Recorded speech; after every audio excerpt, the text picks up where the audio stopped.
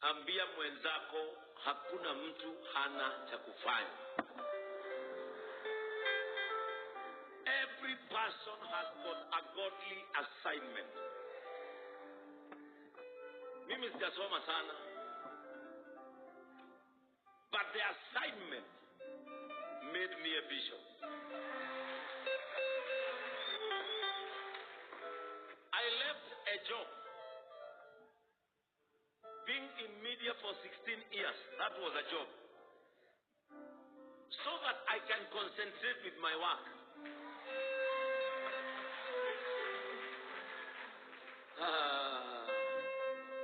Listen, a job is a 30 days slavery. A work is a lifetime freedom.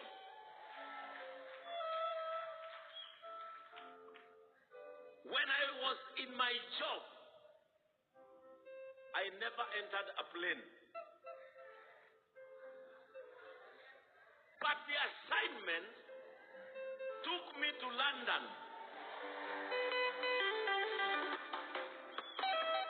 Munaelewa? When I was in my job, I never met anybody in this nation with a status. But in my assignment, the president of this nation was sitting here. That is in the assignment. Hapo kuna sermon ingine sasa ya watu wote. In my marriage, I have never traveled. But in the assignment, I traveled. Number 2, my assignment has allowed my spouse to join me in the assignment, but she could never join me in my job. My assignment has accommodated my better half, but my job could not accommodate her. Now I get the sense where Joshua said, I and my house, we shall serve our gods. Because my son Asen could not broadcast like me, but he can come into this church and use the camera and play the keyboard and play the guitar. My assignment can accommodate many people than my job.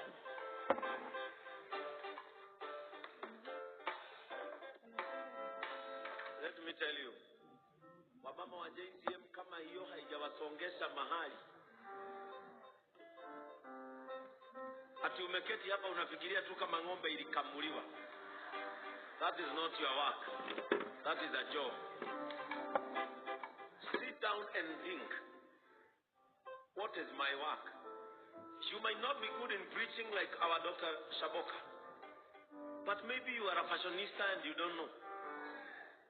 Unaweza kuwa hauhubiri kama mchungaji Shaboka, but kazi yako unaweza mbalisha. Unaweza mbalisha.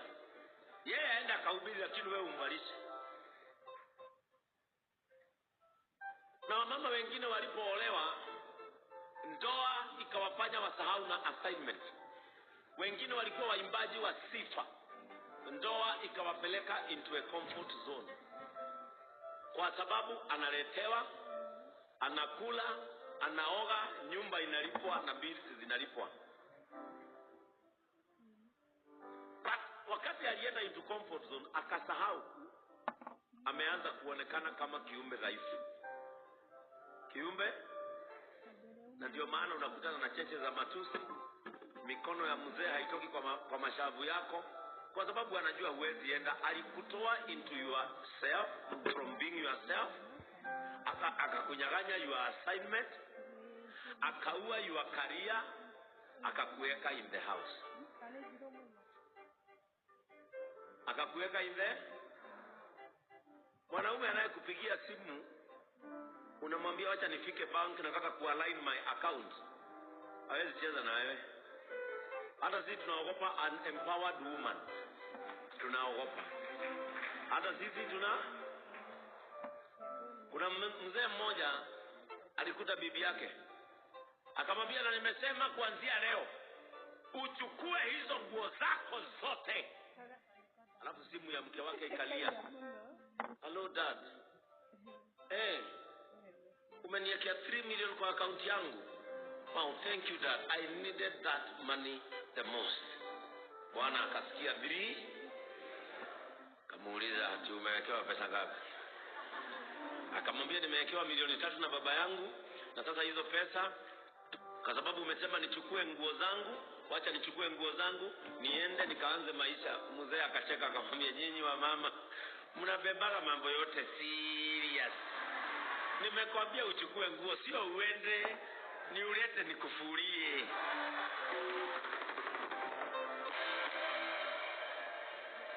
Empowered. Tunaporudi session ya pili, kila mtu aketi chini. Pastor Shaboka nilijua hiyo kitu kitambo, na katika hili kanisa mimi huangalia mwanamke na mwambia kuja. Unaweza uza hoteli. Tuko na mmoja hapa, ako wapi? Oh yes. Oh yes. Yule mama yule. Alikuja hapa nikampatia troli, nikamuuliza, utauza mayai? Utauza sausage? Akaniambia mimi nitauza. Nikamwambia shika. Na nikamuongezea kipato kidogo tu, akanunue nyanya, kachumbari atengeneze.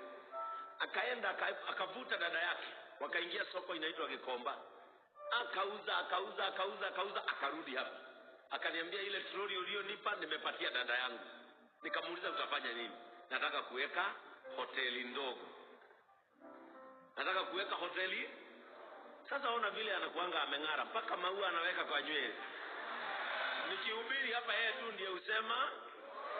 Hata siku hizi tunamuitanga. An empowered woman is a focused woman. Kuna watu tulikuwa na wao Simba Center zile enzi zetu, tukitoa kanda zetu za kwanza.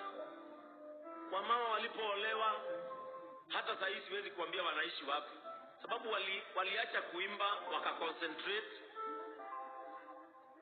wakaachana na wao themselves, wakaachana na assignment, wakaua career. Praise the name of the Lord. But those who have continued, hata wakati muziki haufanyi vizuri Kenya, bado unawaona wakiingia ndege kwenda Marekani, wanaenda United Kingdom, wanaenda Canada, wanaenda wapi. Vijana wetu wengine hata hawajasoma hapa Kenya, lakini anaingia ndege na gitaa na nguo yake, gitaa peke yake. Sasa wanawake walio hapa, your position in godliness should not kill who you are, should not kill your assignment, and should not kill your career. This woman, Deborah, was herself. Number 2, she was in her godliness. She was a prophet. She had a career and she was married. You can have it all and it will work. Praise the name of Jesus. You can have it all and it works.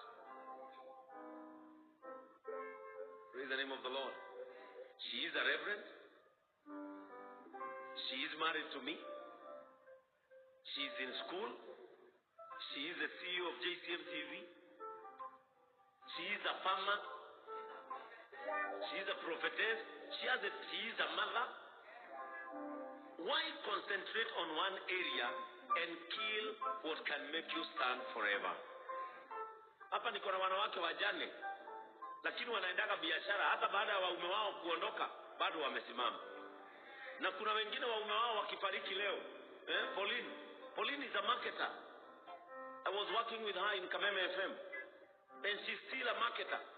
Hata bwana yake alipofariki, she's still standing because she is a marketer. Number 2, she is part of Tabitha. She's serving in this church as a Tabitha. Sijui kama mnaona hiyo. And she is an ambassador of a hospital. She has it all. Pauline na ni mjane. Sijui kama mnaangalia hii mambo. Mama Irongo, sijui kama mnaona Mama Gatifa. You are a widow, but you are in a career, you are working. Watoto wako wanakupata nyumbani hata hawakumbuki wewe ni mjane, kwa sababu kile baba yao alikuwa analeta bado wanakipata. Hata maybe wewe ndio una miss baba yao washinda.